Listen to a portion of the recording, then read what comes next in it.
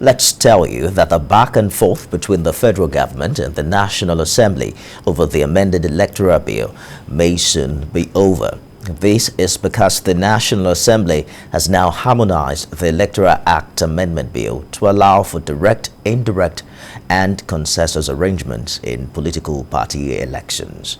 Consensus is one of the three options introduced in the re-amended Electoral Act Amendment Bill, which the National Assembly passed on 19th of January.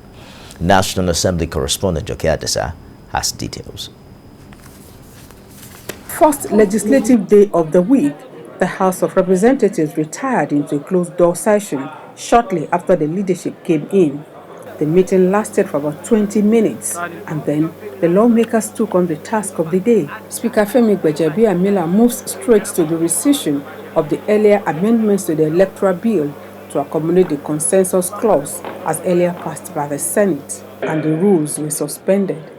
Aware of the need to introduce another mode of nomination of candidates through consensus, House resolves to rescind its decision on Clause 84, 1 and 2. The House leader provides insight into the latest amendment. Brand new legislative framework that will coordinate and guide our electoral process in the country, keeping to mind the overall interest of our people. The Speaker admits time is of the essence. The leadership of the House met yesterday and the Senate, and in the interest of speedy passage, and also to deepen our democracy, I think the House and the Senate have decided to add, I believe, the consensus provision. At the Committee of the Whole, Section 84 was amended, but with some conditions, which include written consent from all aspirants to any of the offices. And that puts an end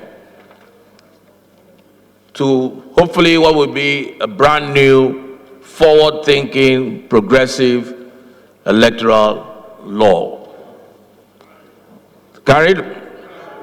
Outside the chambers, spokesman of the House, Benjamin KALU, made further clarifications. A political party that adopts a consensus candidate shall secure the written consent, emphasis on written consent, of all cleared aspirants for the position, indicating their voluntary withdrawal from the race and their endorsement of the consensus candidate.